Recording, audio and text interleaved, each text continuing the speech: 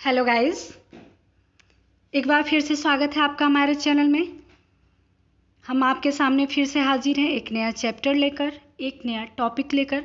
हमसे जुड़े रहने के लिए वीडियो को लाइक करें, सब्सक्राइब करें, शेयर करें and please don't forget to press bell icon.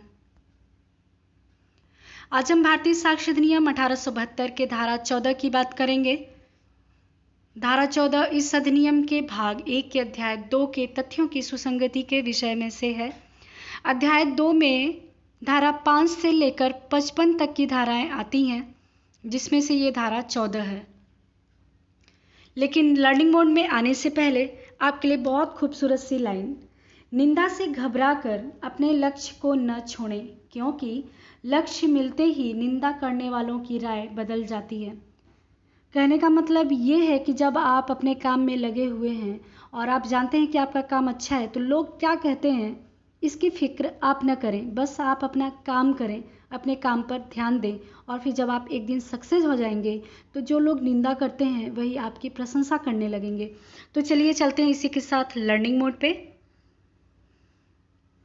यहाँ पे प्रश्न है, आप देखिए, मन या शरीर की दशा या शारीरिक संवेदना का अस्तित्व दर्शित करने वाले तथ्य कब सुसंगत है।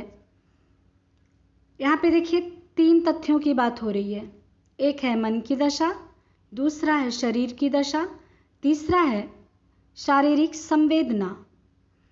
आज इन्हीं की हम चर्चा करेंगे धारा 14 में। जब आप धारा 14 का बेयर एक्ट पढ़ेंगे तो उसमें कुछ तथ्य सुसंगत पाएंगे, जिनमें से पहला है मन की दशा। मन की दशा में कुछ ऐसे तथ्य हैं जो सुसंगत हैं, जैसे आशय। आशय का मतलब होता है मनुष्य जो कुछ भी करता है, मतलब मनुष्य अगर जो कुछ भी करता है तो किसी न किसी इंटेंशन से या आशय के साथ ही करता है। फिर है नॉलेज, ज्ञान, कार्य के परिणाम की जानकारी।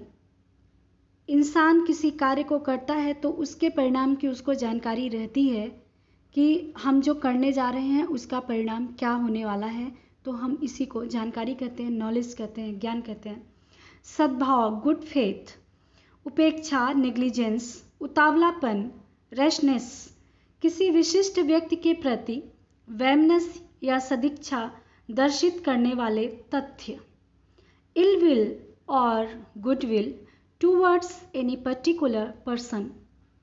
वैमनस्य का मतलब है यहाँ पे दुश्मनी या खराब, किसी के प्रति हम जो बुरा कुछ सोचते हों, और सदिच्छा मतलब जो कुछ हम अच्छा सोचते हों।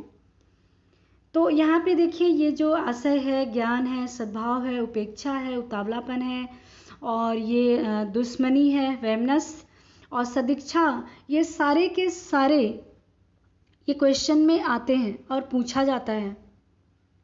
तो इन्हें आप ठीक ढंग से लर्न करिए और लिखिए, याद करिए, बहुत ही इम्पोर्टेंट है।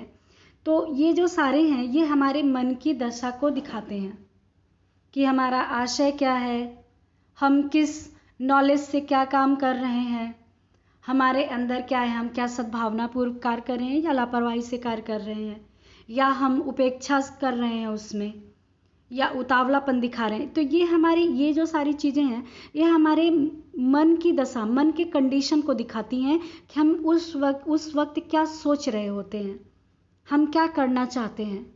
तो ये जो सारे फैक्ट्स हैं वो रिलेवेंट होते हैं।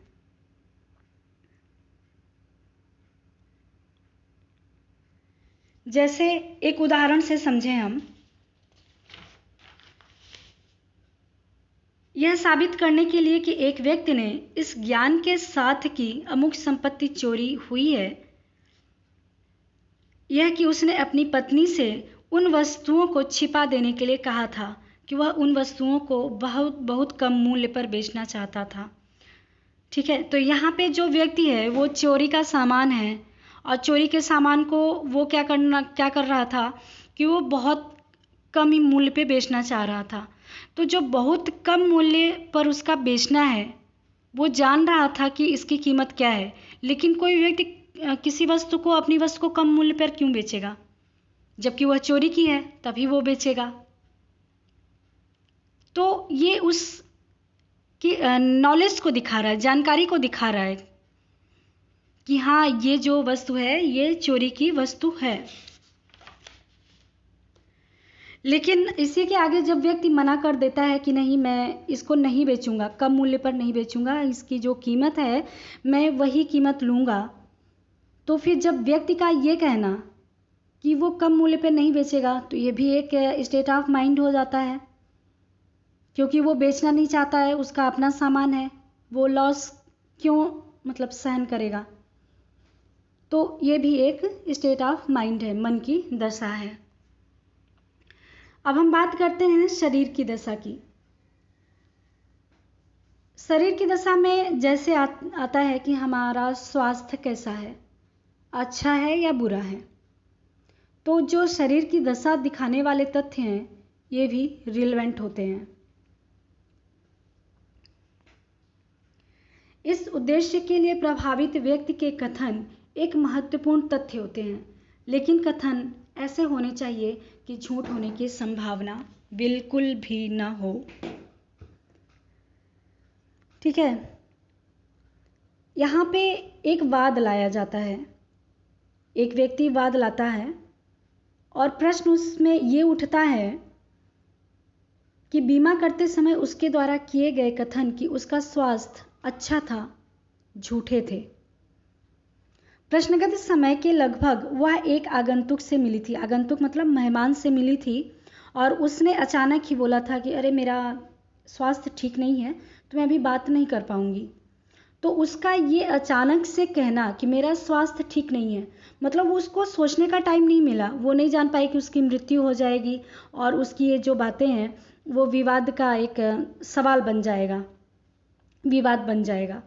तो उसने अचानक ऐसे ही कहा कि नहीं मेरा स्वास्थ्य अच्छा नहीं है, ठीक नहीं है। तो उसका ये कहना और उसका ये सोच ना पाना कि वो कुछ बातें बना कर बोले, ये बात क्या होते हैं, रिलेवेंट हो जाते हैं। उसके स्वास्थ्य की दशा को दिखा रहे हैं कि उसके घर में कोई व्यक्ति आया था तो उसने कहा था कि नहीं, उसने उससे कहा था कि नहीं उसका स्वास्थ्य अच्छा नहीं है। तो ये जो फैक्ट है वो रिलेवेंट होगा। तीसरा है शारीरिक संवेदना वाले तथ्य। हम बात करेंगे यहाँ पे इलस्ट्रेशन के की, कि इलस्ट्रेशन के में क्या है। प्रश्न यह है कि क्या क अपनी पत्नी ख के प्रति क्रूरता का दोषी रहा है। मतलब ये कि जो ए है, कोई पर्सन है, अपनी पत्नी के साथ क्रूरता करता है और यह विवाद का प्रश्न बन जाता है कि क्या वाकई में उसने उसके साथ मार पिटाई किया था। तो उस स्त्री की, उस लेडी की जो भी भावनाएं होंगी बाद में, एक तो अपराध होने के पहले या अपराध होने के बाद, जो भी होगा उसकी जो भी भावनाएं व्यक्ति होंगी वो उसका शारीरिक संवेदना कहलाएगा। जैसे वह डर रही है, क्या जब उसको मारा पीटा जा रहा था, क्रूरता की जा रही थी, तो उसके पहले क्या वो डर थी, उसके अंदर डर था या वह निडर थी। तो ये शारीरिक संवेदना दर्शाने वाले फैक्ट हैं और यह रिलेवेंट होते हैं।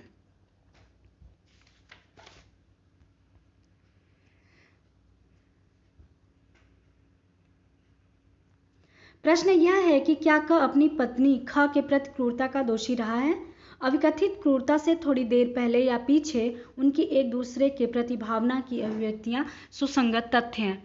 मतलब कि उन लोगों ने अपने भावनाओं को कैसे व्यक्त किया एक दूसरे के साथ, ये भावना जो है ये फैक्ट रिलेवेंट है।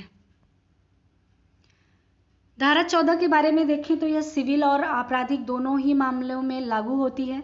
शरीर की या शारीरिक संवेदना की किसी दशा का अस्तित्व दर्शित करने वाले तथ्य तब सुसंगत हैं जबकि ऐसी मन की या शरीर की या शारीरिक संवेदना की किसी ऐसी दशा का अस्तित्व विवाद्यक या सुसंगत है। मतलब ये वाले फैक्ट जो हैं, इन फैक्ट को खुद फैक्ट इशू होना पड़ेगा और इनका ये रहेगा कि ये एग्जिस्टेंस में हैं कि नहीं, तभी ये रिलेवेंट होंगे।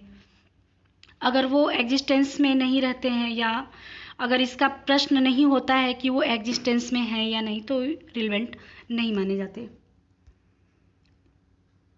जहाँ एक व्यक्ति की दशा अथवा शारीरिक संवेदना प्रश्नगत हो, वहाँ प्रत्येक ऐसे तथ्य का साक्ष्य दिया जा सकता है जिससे उक्त दशा अथवा संवेदना का अनुमान लगाया जा सकता है। यहाँ पे जो अनुमान लगाने वाले फैक्ट हैं वो रिलेवेंट है। जैसे मन की कोई दशा हो गई, शरीर की कोई दशा हो गई, या शारीरिक संवेदना की कोई दशा हो गई, और कोई ऐसा फैक्ट है जो इसके लिए अनुमान, एक धारणा बना रहा है, तो ऐसा फैक्ट भी रिलेवेंट होगा। और इसके स्पष्टीकरण हैं दो, स्पष्टीकरण 1 और स्पष्टीकरण 2, जिनकी हम चर्चा बाद में करेंगे। और कोई भी प्रॉब्लम हो तो आप हमें कमेंट बॉक्स में नीचे लिखकर बताएं। तब तक के लिए बाय बाय, थैंक यू।